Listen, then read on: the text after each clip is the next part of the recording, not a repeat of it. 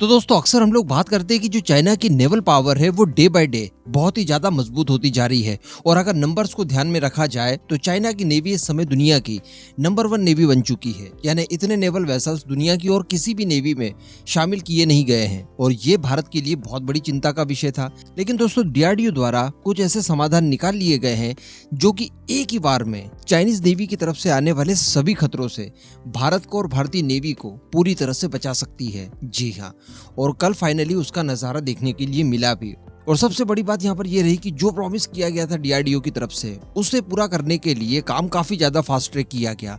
Video बड़ी interesting होगी, हो सकता है कि आपने पहले कहीं सुन ली हो, लेकिन इसके बावजूद रिक्वेस्ट करूंगा कि एकदम एंड तक देखते हुए चैनल को सब्सक्राइब करके नीचे कमेंट बॉक्स में जय हिंद जरूर लिख देना।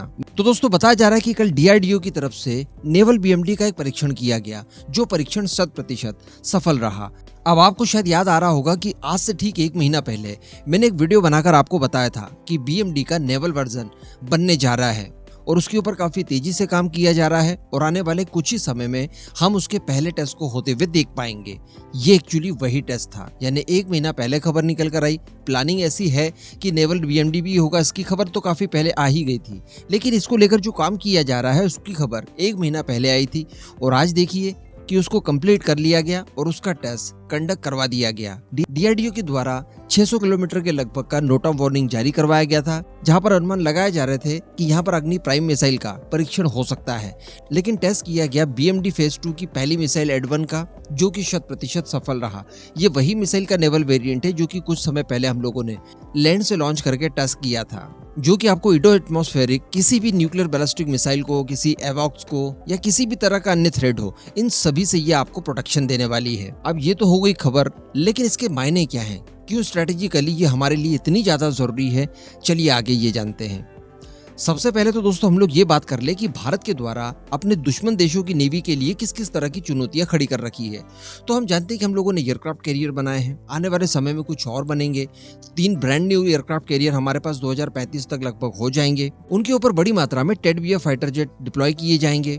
इसके अतिरिक्त बात की जाए अगर कैरियर किलर मिसाइल्स की, तो भारत के पास सबसोनिक क्रूज मिसाइल जो कि एंटी शिप होगी, उससे लेकर hypersonic anti ship cruise missile तक सभी हमारे पास मौजूद होगी। सबसोनिक कैटेगरी में निर्भया मिसाइल होगी, सुपरसोनिक में ब्रह्मोस होगी और हाइपरसोनिक वेरिएंट में ब्रह्मोस 2 मिसाइल होगी, या फिर जो हमारी विष्णु हाइपरसोनिक मिसाइल बन रही है वो होगी। तो कहने का मतलब क्रूज मिसाइल की तीनों ही कैटेगरी की एंटी शिप मिसाइलें हमारे पास होंगी, जो कि बहुत ज्यादा प्रभावशाली होंगी। इसके अतिरिक्त Bharat anti ship ballistic missile भी तैयार कर रहा है और वो होगी अग्नि प्राइम, जो कि बहुत ज्यादा मैनवर्स करने में सक्षम है और किसी रनिंग टारगेट को भी बड़ी आसानी से मारकर गिरा सकती है। तो कहने का मतलब किसी भी माध्यम से हम लोग चाइनीज शिप्स को बड़ी आसानी से टारगेट कर पाएंगे। इसके अलावा हमारे पास एयर से लॉन्च करने के लिए भी कुछ साधन जरूर होंगे। लेकिन दोस्तों बड़ी बात यहाँ पर यह है कि इस तरह के सभी साधन चाइना के पास भी मौजूद है, यानी क्रूज मिसाइल में है, हाइपरसोनिक क्रूज मिसाइल में है, एंटी शिप बैलिस्टिक मिसाइल है, जो कि भारत के नेवल वेसल्स के लिए बहुत ज्यादा खतरा बन गए थे। हालांकि इनके निवारण के लिए हमारे पास कई सारे एयर डिफेंस सिस्टम मौजूद है, जैसे कि MRSAM हुआ। इसके अतिरिक्त हमारे पास VLSR-SAM है और भी अन्य कई तरह के हमारे पास एयर डिफेंस सिस्टम्स हैं, जो कि हमारी नेवी के सभी वेसल्स की रक्षा कर सकते हैं। लेकिन दोस्तों यहाँ पर सबसे बड़ा प्रॉब्लम था चाइना द्वारा भविष्य में दागी जाने वाली एंटी शिप बैलिस्टिक मिसाइल का।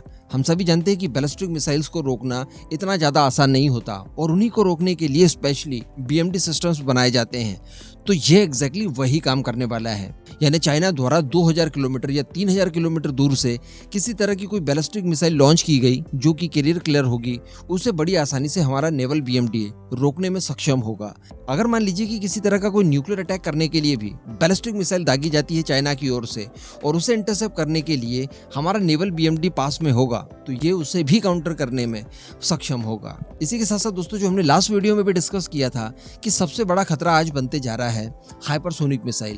तो जो hypersonic anti ship cruise missile होगी चाइना के पास, उस मिसाइल को भी इंटरसेप्ट करने में ये बहुत ज्यादा कारगर होगा, क्योंकि इसके ऊपर पहले भी खबरें निकल कर आ चुकी है। हम लोग डिस्कस कर चुके हैं कि कई मामलों में ये हाइपरसोनिक मिसाइल्स को भी बड़ी आसानी से इंटरसेप्ट कर सकता है। तो अल्टीमेटली भारत की नेवी पूरी तरह से सिक्योर हो गई और समुद्र के रास्ते किसी भी तरह की कोई भी न्यूक्लियर अटैक की गतिविधि भी चाइना नहीं कर सकता। इन सभी को काउंटर करने में ये मिसाइल सक्षम होगी। हालांकि इसकी एक और मिसाइल जल्द आने वाली है, उसके परीक्षण भी हमें होते हुए दिखाई देंगे। यहाँ पर एक और सवाल आपके द्वारा पूछा जाता है कि इसकी एक्चुअली रेंज कितनी हो सकती है।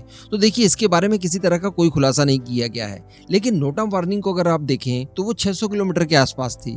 तो इसका मतलब ये S-400 और S-500 इतनी ही लगभग रेंज रखता है, यानी 400 से 600 किलोमीटर के बीच में इसकी रेंज होनी ही चाहिए। अभी तो इसे हमारी floating test facility INS Anvesh से लॉन्च किया गया, लेकिन बाद में जो हमारा NGD प्रोग्राम है, नेक्स्ट जनरेशन डिस्ट्रॉयर का, उसके अंदर इनका इंटीग्रेशन किया जाएगा, जो कि 2024 में डिजाइन फेज अपना कंप्लीट कर चुके होंगे।